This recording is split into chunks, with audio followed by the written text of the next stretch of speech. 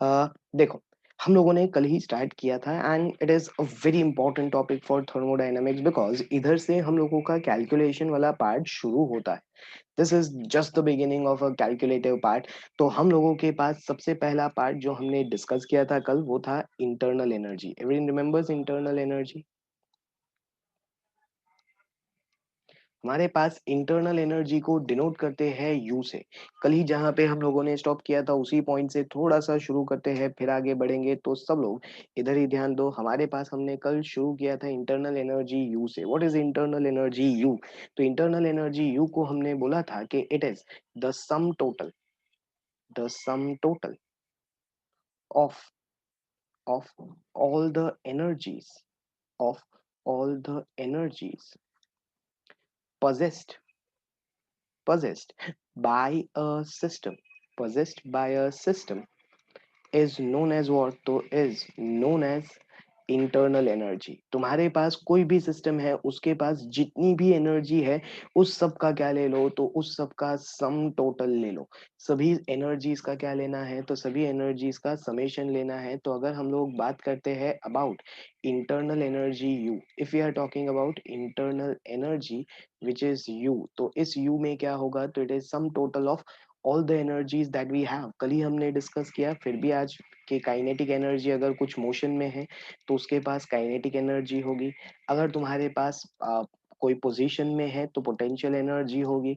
अगर तुम्हारे पास उसमें चार्ज है तो इलेक्ट्रिक पोटेंशियल एनर्जी भी होगी। तो ऐसे तो बहुत सारी अलग अलग पोटेंशियल एनर्जीज आती है। तुम लोगों को स्ट्रक्चर के अकॉर्डिंग और बहुत सारी चीजों के अकॉर्डिंग पोटेंशियल एनर्जी आती है। मास के अकॉर्डिंग एनर्जी आती है। आइंस्टाइन जो अपना महान साइंटिस्ट था उसने बोला था E=mc²। तो हर एक की मास की कुछ एनर्जी होती है और ऐसे तो बहुत सारी एनर्जीज होती है सबका टोटल। अब उन सबका टोटल हम लोगों को लेना है। इस टोटल को हम लोग क्या बोलते हैं? तो इस टोटल को हम लोग बोलते हैं internal energy. Now you tell me कि हम लोगों के पास इंटरनल एनर्जी ये सारी वैल्यूज है। अब एक काम करते हैं, देखो कल भी मैंने बोला था लेकिन आज हम लोग है ना एक अलग तरह से मैं तुम्हें समझाता हूँ। मान लो कि तुम एज अ पर्सन, तुम्हें अपने आप को, तुम्हारे पास जितनी भी कैपेबिलिटीज है, एनर्जी नहीं, क्योंकि एनर्जी क्या है, हम लोग अभी एनर्जी का तो कंसेप्ट कर रहे हैं, तो एनर्जी से फाइंड करेंगे तो थोड़ा डिफिकल्ट हो जाएगा। एज अ ह्यूमन तुम लोग मान लो कि एज अ ह्यूमन तुम लोगों के पास बहुत सारी कैपेबिलिटीज है। तुम लोग बहुत अच्छा कुछ ना कुछ कर सकते हो, तुम्हारे पास बहुत सारी चीजों का टैलेंट है। तुम लोग, तुम्हारे पास जो भी टैलेंट है उन सबको कुछ ना कुछ मार्क्स दो। Okay, I am telling you कि तुम लोगों को कुछ ना कुछ मार्क्स देने हैं तुम्हारे पास खुद का जो भी टैलेंट है उसके ऊपर। You have to give yourself some marks on the basis of some talents whatever you have. जैसे तुम लोग ड्राइंग बहुत अच्छा कर सकते हो तो तुमने अपने आप को ड्राइंग में 9 मार्क्स दिए। ठीक है, तुम अच्छा गा सकते हो तो तुम लोगों ने अपने आप को सिंगिंग में 7 मार्क्स दिए। ऐसा करके तुम लोगों के पास जितने भी टैलेंट है, तुम अच्छा डांस कर सकते हो, कूद सकते हो, अच्छा जो भी तुम्हें जो भी टैलेंट लगता है, ठीक है, तुम्हें सोना बहुत अच्छे से आता है, वो भी एक टैलेंट होता है। सब में तुम लोगों को अपना अपना मार्क्स देना है। तो तुम्हारे पास टोटल मार्क्स कितने होंगे? How much will be your total marks of all the capabilities you possess? सारी सब ले लो, जितना है तुम्हारे पास सब ले लो and tell me what is the total marks for yourself. तुम्हारी ये सब कैपेबिलिटीज का टोटल कितना होगा? Anyone can say that? तो हमारे पास दिमाग में तुम लोग सोचने भी लगते हो कि मैं ये कर सकता हूँ, मैं वो कर सकता हूँ, ठीक है, बट हम लोगों के पास क्या होगा? तो हम लोगों के पास ये पॉसिबल नहीं है। इज इट पॉसिबल कि we can give such marks? Okay, possible है, हम दे सकते हैं। ओके, यस, हम दे सकते हैं, बट हमारे पास क्या होगा? तो हम ऐसे मार्क्स जरूर दे सकते हैं, लेकिन कौन कौन सी चीज पे मार्क्स दें? सोचो कि मैं मतलब ऐसा पॉसिबल नहीं है, लेकिन देखो सोचो मैं ड्राइंग बहुत अच्छी कर सकता हूँ, I can draw very nice, but मैंने कभी ड्राइंग करके चेक ही नहीं किया है मैं कितना अच्छा ड्राइंग कर सकता हूँ। वैसे मैंने किया है एंड आई नो कि it is not a good experiment, but ठीक है, समझो एक चीज सिर्फ कि मैं बहुत अच्छी ड्राइंग करता हूँ लेकिन मैंने कभी चेक ही नहीं किया कि मैं ड्राइंग अच्छी कर भी सकता हूँ या नहीं, तो मैं क्या करूँ? तो अभी तो ऐसी बहुत सारी चीजें हैं जो इन अ लाइफ टाइम हमारे अंदर जो कैपेबिलिटी है ना, हम पता ही नहीं कर सकते। और ऐसे तो बहुत सारी छोटी-मोटी चीज़ें होती है जो हम कर सकते हैं, जो हम नहीं भी कर सकते हैं। सबको मार्क्स कहाँ देंगे हम लोग? यस, बहुत सारी छोटी-मोटी चीज़ें होती है जो हम लोग कर सकते हैं, नहीं कर सकते और कुछ का हमें आइडिया ही नहीं है। तो हम क्या ऐसा कुछ मार्क्स दे सकते हैं? क्या टोटल कभी भी फाइंड कर सकते हैं? तो answer will be no. Why? Because हमारे पास तो बहुत सारी चीज़ें हैं और उसका टोटल हमें खुद कुछ हमें खुद को भी कुछ नहीं पता है कि अच्छा ये भी होता है। तो हमें खुद भी नहीं पता और इतनी सारी चीज़ें हैं तो हम लोग कैसे करेंगे? सो दैट्स व्हाई हमारे पास कोई पॉसिबिलिटी ही नहीं है कि हम लोग इतना कुछ करें। सो इसी वजह से हम लोगों के पास क्या होगा, हम कोई टोटल मार्क्स नहीं दे सकते। वही चीज़ एक सिस्टम का है। सिस्टम में मॉलिक्यूल्स है, उनकी काइनेटिक एनर्जी है, पोटेंशियल है, ग्रेविटेशनल पोटेंशियल, इलेक्ट्रिक मास और क्या कुछ नहीं। उनके पास बहुत सारी एनर्जी है, लेकिन कुछ एनर्जी का तो पता ही हमें नहीं है। वी डोंट नो कि भाई इसके पास ऐसी भी एनर्जी है। Do we know about it? No, we don't know about it. ऐसे बहुत सारी एनर्जीज है जो हम लोगों को पता नहीं है। कुछ का पता है तो हम फाइंड नहीं कर पाते हैं। तो द पॉइंट इज दिस कि इतनी सारी एनर्जीज है और उसका वापस टोटल लेना है। Will we be able to find out the value of internal energy at any point of time? क्या हम लोग कभी भी इंटरनल एनर्जी की वैल्यू फाइंड कर पाएंगे? तो answer will be a sure short no. हमारे पास आंसर क्या होगा? तो हमारा आंसर होगा नहीं भाई, हम नहीं कर सकते। क्यों नहीं कर सकते? सिंपल सा आइडिया है, इतनी सारी एनर्जी है जिसके बारे में हमें नॉलेज तक नहीं है। हम कहाँ से फाइंड करने लगे? तो आंसर इज क्लियर नो, कि no, it is not possible. No, it is not possible to find out the sum total of all energies. हमारे पास सारी एनर्जीज का सम टोटल फाइंड करना पॉसिबल नहीं है, क्योंकि हमें कुछ पता भी नहीं है कि इसके पास ऐसी भी एनर्जी है और कुछ के बारे में पता है तो हम फाइंड नहीं कर सकते। So it is not possible as we don't know about some energies. हम लोग इतने भी महान नहीं है कि हमें सब कुछ पता है इस यूनिवर्स का। तो we don't know about some energies and some we can find out. हमें कुछ के बारे में तो पता ही नहीं है, मतलब हम लोग अभी भी सोच रहे हैं कि ऐसा भी होता है क्या। And some we can't find, हमें पता है लेकिन हम ढूंढ नहीं सकते। तो हम लोगों के पास वो प्रॉब्लम है। सो सम वी कांट फाइंड।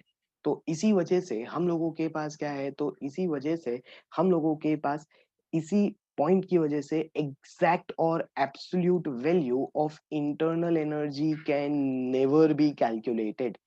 एग्जैक्ट और एब्सोल्यूट वैल्यू, यहाँ पे एक काम करता हूँ, मैं नीचे नहीं हूँ, ऐसा ऊपर से अलग से लिख देता हूँ।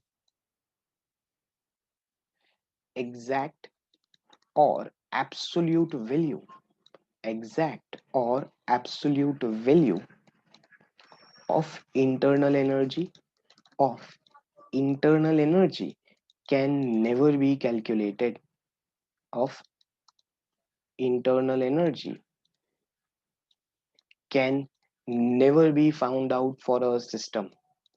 किसी भी सिस्टम के लिए हम लोग एग्जैक्ट वैल्यू इंटरनल एनर्जी की ढूंढ ही नहीं सकते। तो तुम्हें लगता है सर जब ढूंढ नहीं सकते इतनी मगजमारी करके आप समझा रहे हो, क्यों समझा रहे हो? हमें तो हर चीज की वैल्यू से मतलब है। जब सर हम वैल्यू ही नहीं ढूंढ पा रहे हैं, why should we think about it? Like if we are able to find out the value, it is good. Like हम लोग अगर वैल्यू ढूंढ सकते तो बहुत अच्छी बात है। अगर वैल्यू मिल सकती तो बहुत अच्छी चीज है, बट क्या वैल्यू मिल पाएगी? Will you be able to get that value? तो आंसर विल बी नो। हम लोगों को वो वैल्यू मिलनी ही नहीं है। फिर हम लोग क्यों ढूंढने लगे? तो हमें जरूरत है। कुछ चीजों की वैल्यू नहीं मिलती फिर भी जरूरत है, और हम लोग किससे काम चला लेंगे? तो हम लोग एग्जैक्ट वैल्यू नहीं फाइंड कर सकते। अगर तुम्हें एक सिस्टम दिया गया है, एक कंटेनर में एक गैस भरा गया है कि भाई हमारे पास ये गैस है, इसकी इंटरनल एनर्जी हम लोगों के पास क्या है वो नहीं पता, लेकिन मुझे किससे मतलब है पता है? मुझे उसकी एग्जैक्ट वैल्यू जानने में मतलब ही नहीं है।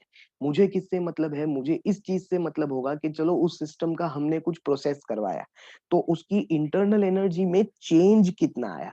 That is what I require. मुझे उस चेंज से मतलब है, मुझे उस इंटरनल एनर्जी की वैल्यू से नहीं है। अगर 10 जूल पहले थी इंटरनल एनर्जी की वैल्यू, बाद में 15 जूल हुई, ओके, तो 5 जूल का चेंज आया, हमें उस 5 जूल वैल्यू से मतलब है, हमें इनिशियल और फाइनल से मतलब ही नहीं। We are requiring that change. 10 से 15 हो, 20 से 25 हो या 25 से 30 हो, चेंज 5 का है ना, मुझे मेरे लिए वो 5 इंपॉर्टेंट है। So for internal energy, for internal energy, change in internal energy is important for internal energy calculation. Change is important, change is important rather than actual value, rather than actual, क्योंकि actual तो मिलती ही नहीं है ना, तो actual value से ज्यादा important क्या है, एक्चुअल वैल्यू से ज्यादा इंपॉर्टेंट है चेंज। अच्छा, किसी को ऐसी कुछ कोई कोई प्रॉपर्टी ऐसी पता है? Yes, just stay calm. किसी को ऐसी कोई प्रॉपर्टी पता है कि हम लोगों को सिर्फ चेंज मिलता हो या हम लोगों को सिर्फ चेंज इंपॉर्टेंट हो and it is not the actual value? कोई ऐसी property? Yes, very good, very quick and very good. मान लो हम लोगों के पास ये एक टेबल है, ओके, चलो किसी और को भी पता हो तो बता दो, जल्दी जल्दी जल्दी जल्दी जल्दी जल्दी। Yes, 2 people, good. नहीं, टेम्परेचर की एक्चुअल वैल्यू भी है हमारे पास, जैसे हमने डिफाइन किया है वैसे ही टेम्परेचर तो है। Yes, very nice. देखो कितने होशियार हो तुम लोग, सबने तुरंत गैस कर लिया। देखो ये हमारे पास मान लो एक टेबल जैसा है और मेरे पास एक मास है m, यहाँ पे ऊपर रखा है ये मास m। अब इसकी हाइट यहाँ से है h, इसकी हाइट यहाँ से क्या है h। तो व्हाट यू से, what is the potential energy of this mass m? इस मास m की पोटेंशियल एनर्जी क्या होगी? तो तुम लोग फट से बोल दोगे इसकी पोटेंशियल एनर्जी होती है mgh। क्या सच में इसकी पोटेंशियल एनर्जी mgh है? Is it actually mgh? क्या सच में हम लोगों के पास इस जो भी मास है उसकी पोटेंशियल एनर्जी mgh है? तो आंसर इज नो। हम लोगों के पास वो potential energy actual value mgh होती ही नहीं है। अगर एक्चुअल वैल्यू mgh लेना तो इसका मतलब है इस सरफेस पे उसकी पोटेंशियल एनर्जी जीरो हो जाएगी। ये जो मास m है इसको इस सरफेस पे रख दोगे ना तो उसकी पोटेंशियल एनर्जी जीरो हो जाएगी। That is the meaning of taking it mgh। लेकिन हम फिर भी mgh लेते हैं, क्यों? क्योंकि मुझे मतलब ही नहीं है एक्चुअल वैल्यू क्या है, मुझे मतलब है इस पॉइंट में और इस पॉइंट में पोटेंशियल एनर्जी का डिफरेंस क्या है, और दोनों में डिफरेंस कितना है? तो दोनों में डिफरेंस है mgh। तो that is the case here कि हमारे पास हमें मतलब होता है डिफरेंस से, हमें मतलब नहीं है। देखो मुझे इधर की भी एक्चुअल वैल्यू नहीं पता, इधर की भी एक्चुअल वैल्यू नहीं पता, बट डिफरेंस कितना है? mgh। तो उसका भी तरीका होता है ना, जैसे यहाँ पे mgh से हम डिफरेंस फाइंड कर सकते हैं। तो तुम्हारे दिमाग में तुरंत आता है कि सर देखो अगर मुझे change in internal energy delta U find करना है तो सर डेल्टा यू यानी चेंज, चेंज यानी क्या होगा? तो सर चेंज तो हमेशा फाइनल माइनस इनिशियल ऐसा ही होता है ना। ओके, करेक्ट और नॉट? अगर तुम्हें इंटरनल एनर्जी का चेंज चाहिए तो तुम्हारे दिमाग में तो सिर्फ चेंज तो हमेशा फाइनल माइनस इनिशियल ऐसा ही होता है। तो यही है, तो we don't have final also. आपने बोला एग्जैक्ट वैल्यू नहीं होती है, तो हमारे पास तो फाइनल वैल्यू भी नहीं है और हमारे पास तो इनिशियल वैल्यू भी नहीं है। तो फिर हम लोग क्या करें? सो देखो चेंज फाइंड करने का यही एक तरीका नहीं होता है। Okay, so this is not the only way to find out change, this is not the only way to find out change। हमारे पास बहुत सारी मेथड होती है, बट उसमें से एक मेथड मैं तुम लोगों को यहाँ पे बता देता हूँ। इसका भी डेरिवेशन हम लोग करेंगे, will derive this but at a later stage, अभी नहीं करने वाले हैं क्योंकि उसकी डेरिवेशन के लिए जो हमें पार्ट्स चाहिए वो नहीं है, बट थोड़ा अनक्लियर ना रहे इसलिए अभी बता देता हूँ कि change in internal energy is given as QV। Change in internal energy हम लोग कैसे देते हैं? तो change in internal energy is given as QV। Okay, हम लोगों के पास चेंज इन इंटरनल एनर्जी क्या है? QV, यानी इट इज हीट गेन्ड और लॉस्ट एट कांस्टेंट वॉल्यूम। वो हमारे पास क्या है? QV। Q यानी हीट, V नीचे जो लिखा है ना वो मल्टीप्लीकेशन नहीं है, वो सबस्क्रिप्ट है। वहां पे वो सबस्क्रिप्ट का मतलब है हमारे पास इट इज हीट गेन्ड और lost at constant volume, heat gained और लॉस्ट एट कांस्टेंट वॉल्यूम। तो हम लोग ये बोलते हैं कि दिस इज द पॉइंट कि हमारे पास QV क्या है? तो QV is heat gained or lost at constant volume। तो हमारे पास डायरेक्टली अगर तुम्हारे पास हीट गेन्ड और लॉस्ट की वैल्यू है तो तुम लोग क्या कर पाओगे, तो अगर हीट गेन्ड और लॉस्ट की वैल्यू है तुम्हारे पास तो तुम लोग directly change in internal energy find कर सकते हो। If you have heat gained और लॉस तो directly change in internal energy मिल सकती है। तुम्हें लगता है सर ये क्यों कहाँ से आया, ये क्यू वी क्यों है, ये सब कुछ आएगा, जस्ट हैव पेशेंस। हम लोग फर्स्ट लॉ ऑफ थर्मोडायनामिक्स और चीजें पढ़ेंगे तो ये डिराइव भी होगा, लेकिन अभी के लिए हम लोगों को बस मैं तुम्हें बता रहा हूँ कि कैसे डेल्टा यू फाइंड कर सकते हैं। तो ऐसे फाइंड कर सकते हैं, या फिर हम लोगों के पास ये भी एक इम्पॉर्टेंट चीज है कि delta U change in internal energy is directly proportional to change in temperature. Change in internal energy is directly proportional to what? So change in internal energy is directly proportional to change in temperature. तो direct अगर जितना change in temperature है उसके proportionately हम लोग find कर सकते हैं कि हमारे पास चेंज इन इंटरनल एनर्जी कितनी आएगी, and accordingly we can plan out. So बहुत सारी मेथड्स हैं, हम लोगों को डायरेक्टली यूएफ माइनस यूआई करने की जरूरत नहीं है। तो हमारे पास ऐसे change in internal energy find हो सकती है। दूसरी चीज, इंटरनल एनर्जी भी एक स्टेट फंक्शन है। Internal energy is also a state function. हमारे पास इंटरनल एनर्जी भी एक स्टेट फंक्शन है, यानी हमें बीच के पाथ से मतलब ही नहीं है, तभी तो हम लोग डायरेक्ट डेल्टा यू फाइंड कर सकते हैं ना। अगर पाथ फंक्शन होता ना तो फिर हम लोगों के पास चेंज नहीं, हम लोगों को बीच का पाथ भी इंपॉर्टेंट होता, और वो नहीं पता तब तक काम नहीं हो सकता। तो इसीलिए यहाँ पे change internal energy is also a state function. Internal energy is a state function. वो हमारे पास क्या है, तो it is a state function. हमारे पास वो स्टेट फंक्शन है, यानी it is independent of path. It is independent of path. Path पे कोई तरह से लेना देना नहीं है, पाथ कुछ भी हो, जो वैल्यू आनी है वो वही आएगी। And next thing, it is also an extensive property. It is also an extensive property. ये क्या है हमारे पास, तो ये एक एक्सटेंसिव प्रॉपर्टी है। तो this is also an extensive property. तो हमारे पास एक्सटेंसिव यानी वेट पे डिपेंडेंट है। देखो किसी भी तरह की कोई भी एनर्जी होती है ना, पोटेंशियल हो, काइनेटिक हो, कोई भी एनर्जी हो, मास पे तो डिपेंडेंट होगी ही होगी। क्यों? मास बढ़ेगा तो पार्टिकल्स बढ़ेंगे, पार्टिकल्स बढ़ेंगे तो हर पार्टिकल की एनर्जी बढ़ेगी, और अगर हर पार्टिकल की एनर्जी बढ़ी इसका मतलब है कि ऑटोमेटिक मास के ऊपर डिपेंडेंट हो गया। तो हमारे पास ये प्रॉपर्टी क्या है, तो it is also an extensive property. Clear everyone?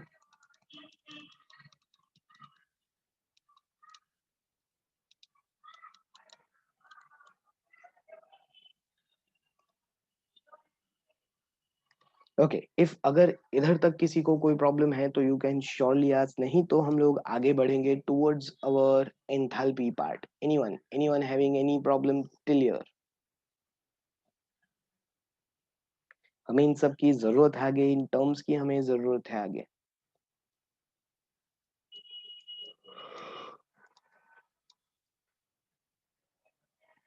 नोप, अभी भी बाकी है। मतलब देखो इन टर्म्स की हमें जरूरत है, एक दो टर्म्स ही बाकी है बस अब।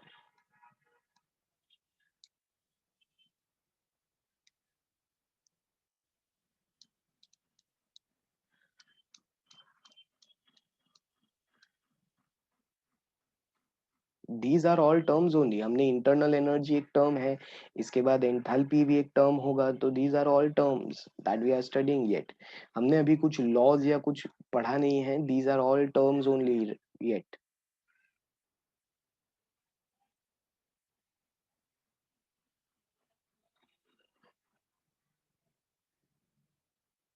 ओके तो चलो अब हम लोग नेक्स्ट टर्म पे चलते हैं, and again a very important term, उसका भी हम इंट्रोडक्शन ही अभी तो कर पाएंगे, बट उसके बारे में भी, सभी टर्म्स के बारे में हमें डिटेल में पढ़ना होता है, एंड दैट इज एंथैल्पी।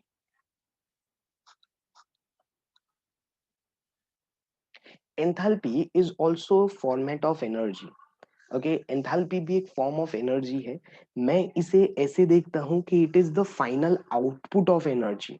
हमारे पास जो फाइनली जो हमारे पास आउटपुट होता है एनर्जी का, जो फाइनल चेंज होता है एनर्जी का, दैट इज एंथैल्पी। ओके, अब देखो हम लोगों के पास यहाँ पे इस एंथैल्पी को समझने के लिए वैसे एक फॉर्म ऑफ एनर्जी है, ऐसा मान लो। This is also a form नहीं, बट पार्ट ऑफ एनर्जी होता है actually, but this is a form of energy. और अगर ये फॉर्म ऑफ एनर्जी है, pay attention here, this is a form of energy. लेकिन अब देखो मैं क्या बोलता हूं, इसकी डेफिनेशन जनरली मैथमेटिकली दी जाती है। The definition of this is generally given mathematically. हम लोग इसका कोई एग्जैक्ट थियोरेटिकल डेफिनेशन नहीं देते हैं, इसकी डेफिनेशन मैथमेटिकली देते हैं, and it is given as H is equal to U plus PV. हमारे पास क्या होगा, तो H is equal to U plus PV. यहाँ पे तुम लोगों को सारे टर्म्स पता होना चाहिए कि तुम्हारे पास क्या है। तुम्हारे पास बताओ मेरे को H क्या है, तो H इज एंथैल्पी। H हमारे पास क्या है, तो H हमारे पास एंथैल्पी है। देखो अगर तुम लोग कहीं पे भी इसकी डेफिनेशन पढ़ोगे ना एंथैल्पी की, तो एंथैल्पी की डेफिनेशन भी सेम होगी क्या, कि सर व्हाट इज एंथैल्पी, तो enthalpy is the summation of internal energy plus product of pressure and volume. ऐसा ही यानी हम लोग इसे मैथमेटिकली ही डिफाइन करते हैं। We don't have any much theoretical definition for this, but यहाँ पे हम लोगों के टर्म्स क्या है, तो H is enthalpy for sure. U क्या है, तो आगे ही तो डिफाइन किया अभी। तो U हमारे पास क्या है, तो U is internal energy. U हमारे पास क्या है, तो U हमारे पास है इंटरनल एनर्जी। P क्या है, तो P है प्रेशर, और V क्या है, तो V है वॉल्यूम।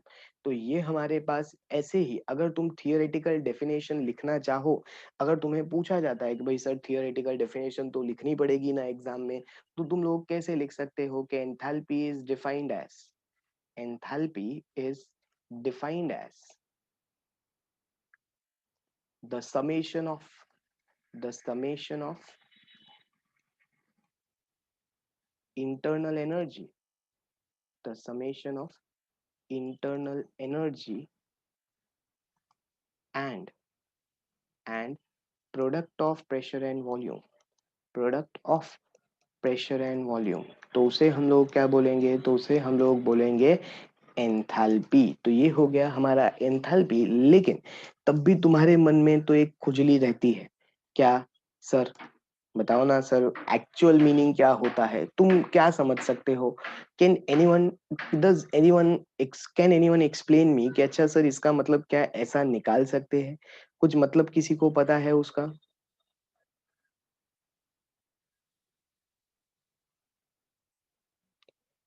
देखो मैं यहाँ पे मैं ऐसा बोलना चाहूंगा, it is the final output. Okay, ये जो मैं अभी एग्जांपल देने वाला हूँ, सच बताता हूँ, वो इंटरनल एनर्जी एंथैल्पी से बिल्कुल रिलेटेड नहीं है। It is not related to internal energy और एंथैल्पी। लेकिन ये एग्जांपल ऐसा है जिससे एक कंसेप्ट क्लियर होगा, दिमाग में बैठेगा कि अच्छा हाँ okay, this is how the final output is. Okay, the point is this. सोचो तुम लोग एज अ स्टूडेंट, तुम सबकी इंटरनल एनर्जी की कुछ ना कुछ वैल्यू है, करेक्ट और नॉट। तुम सभी की कुछ ना कुछ इंटरनल एनर्जी होती है, तुम सबको अपना अपना टैलेंट है, तुम सभी का अपना अपना आइडिया है, उसके according you all have some value of internal energy. You all, each one of you have some value of internal energy. Okay, अब मैं सोचता हूं मैं तुम्हारी टेस्ट ले लो। ओके, अचानक से सरप्राइज टेस्ट हो या कुछ भी टेस्ट ले लो, तो तुम लोग अगर बिल्कुल नहीं पढ़ते हो, think about it, if you don't study at all, बिल्कुल पढ़ाई नहीं की है, तब भी तुम कुछ मिनिमम मार्क्स तो ले आओगे ना। तब भी you will be able to get some minimum marks, correct और नॉट। होगा कि नहीं होगा। ईच वन ऑफ यू, देखो हर एक का अपना टैलेंट होगा, और उस टैलेंट के अकॉर्डिंग कुछ तो मिनिमम मार्क्स आएंगे ना। लाइक मे बी अगर 10 मार्क्स आए, अगर 40 मार्क्स की एग्जाम है तो 10, 12, 18, 20, डिपेंड्स कि तुम्हारे पास तुम्हारा इंटरनल टैलेंट कितना है। बट तुम्हारे पास कुछ तो मार्क्स आएंगे, ऐसा तो हो नहीं सकता कि हमारे पास बिल्कुल मार्क्स ना आए। ओके, कुछ तो मार्क्स आएंगे ही आएंगे।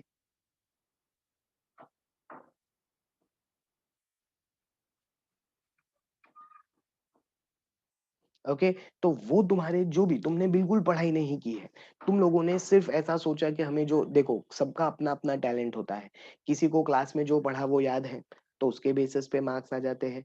किसी को हम लोगों के पास किसी को अलग से किसी ने हम लोगों के पास ऐसा ग्रास्पिंग पावर है उसका तो याद हो गया है, किसी ने कॉपी कर लिया तो उसके मार्क्स आ गए। तो सबका जो भी टैलेंट है उसके अकॉर्डिंग उसके मार्क्स आए। अब वो क्या है, वो है तुम्हारी internal energy, that is your you. वो तो आने ही आने हैं। लेकिन सोचो, अब वो तो आएंगे ही, तुम्हारे जो भी समझो 40 में से 10 मार्क्स आए, वो तो तुम्हारी इंटरनल एनर्जी के बेसिस पे आएंगे ही। लेकिन अब सोचो तुम लोग थोड़ी सी मेहनत कर लो, थोड़ी सी पढ़ाई कर लो कि यार थोड़ा पढ़ लेते हैं, ऐसे कैसे चलेगा कि हम पढ़ाई ना करें। तो हम थोड़ी सी पढ़ाई कर लेते हैं, थोड़े से कोशिश कर लेते हैं कि हमारे मार्क्स बढ़ जाए। तो क्या तुम्हारे मार्क्स थोड़े से बढ़ेंगे? ओके, जो पहले 10 आ रहे थे उसके 12, 15, 17 डिपेंड्स कि तुमने कितनी पढ़ाई की है, उसके अकॉर्डिंग तुम्हारे थोड़े से मार्क्स बढ़ेंगे। चांसेस है। ठीक है, मैं मानता हूँ तुमने साइंस लिया है, तुम लोग ज्यादा टैलेंटेड हो, तुमने देखा है, तुम्हें पता है कि क्या सर ऐसा कुछ होता नहीं है। हम कितनी भी पढ़ाई करें, वो 10 आने हैं तो 10 ही आते, ज्यादा से ज्यादा 11 होते, कुछ फायदा नहीं होता है। ओके, ऐसा नहीं, बट पॉसिबिलिटी तो ज्यादा उसी की है, तुम पढ़ाई कैसे करते हो उसके ऊपर ज्यादा डिपेंडेंट है। बट थोड़ी बहुत पढ़ाई करोगे तो थोड़े मार्क्स बढ़ सकते हैं। तो बस वो जो फाइनल आउटपुट है कि इंटरनल तो है ही है, बट वो मेहनत, वो प्रेशर वॉल्यूम, वो जो लगेगा, उससे जो फाइनल आउटपुट आएगा दैट इज एंथैल्पी। जो फाइनल मार्क्स आए, इंटरनल तो थे ही थे, बट जो फाइनल मार्क्स आए, जो प्रेशर वॉल्यूम लग के जो फाइनल मार्क्स आए, वो हमारे पास क्या होता है, तो वो हमारे पास होता है एंथैल्पी। तो एंथैल्पी इज एक्चुअली के इंटरनल जो है उसके साथ साथ हमारे पास कुछ वर्क रिलेटेड पार्ट। ओके, मैं ऐसा समझाता हूं, it is not at all actual definition, कहीं पे ऐसा दिया नहीं है, कहीं पे एक्चुअल वे में ऐसा नहीं है, but this is how I explain कि it is internal along with along with some work। ऐसा मैं समझता हूँ कि इंटरनल जो है वो तो है ही, बट कुछ वर्क कर दो तो तुम्हारे पास क्या होगा, तो तुम्हारे पास वो जो नई एनर्जी निकल के आएगी वो क्या होगी, तो वो हमारी होगी enthalpy. That's why that is the final output, कि हमारे पास वो फाइनल है, उससे ज्यादा हमारे पास नहीं हो सकता, that is the final thing. Yes, something on additional. Okay, अब देखो, अब मेरा नेक्स्ट सवाल, यहां से देख के बताना मुझे, can we find out the exact value of enthalpy? Is it possible to find out the absolute value of enthalpy of a system? एक सिस्टम है मेरे पास, मुझे absolute value of enthalpy of that system find करना है। Will it be possible to find out the absolute value of enthalpy of that system? Anyone?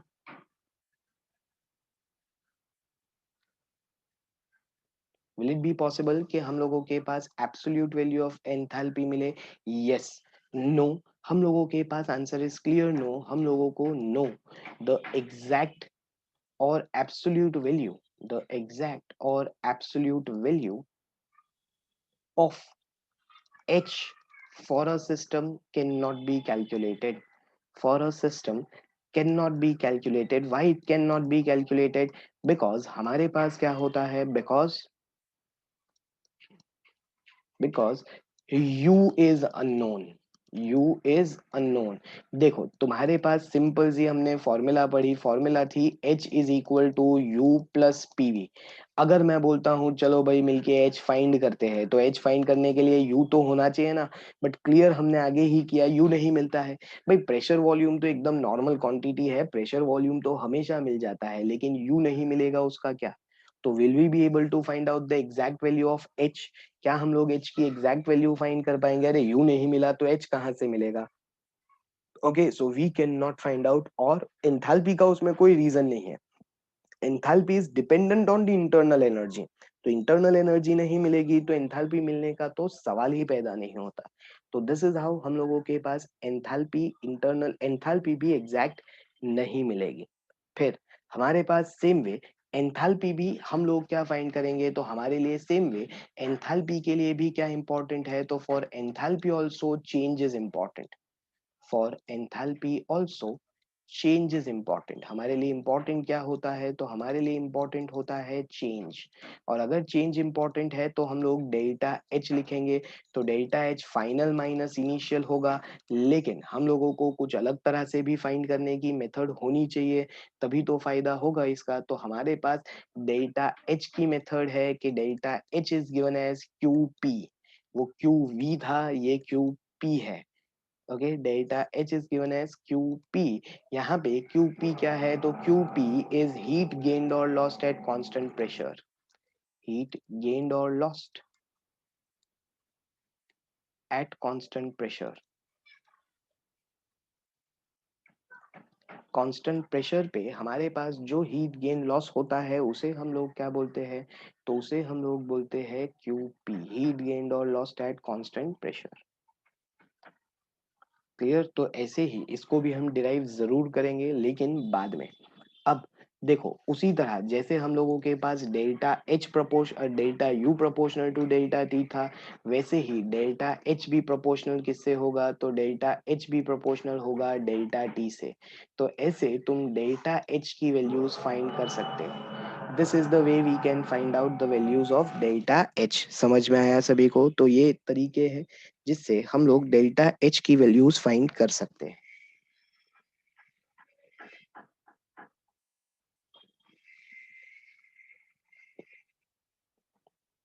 Okay, उसी तरह जैसे हमने आगे बोला वैसे ही यहाँ पे एंथैल्पी भी क्या है? तो enthalpy is also a state function.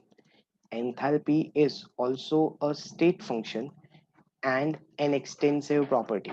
ये भी एक एनर्जी ही है, सब कुछ यू पे डिपेंडेंट है तो सब कुछ यू जैसा ही है। And extensive property. तो ये तुम्हारे पास एंथैल्पी के बारे में सारी डिटेल्स हो गई जो हमें एज ऑफ नाउ रिक्वायर्ड थी। हाँ, जो भी हमने delta H equal to QP पढ़ा या delta H proportional to delta T पढ़ा, उसके बारे में हम लोग जरूर आगे डिराइव करेंगे। लेकिन अभी के लिए इतना तुम्हें क्लियर होना जरूरी है। Okay, everyone got this?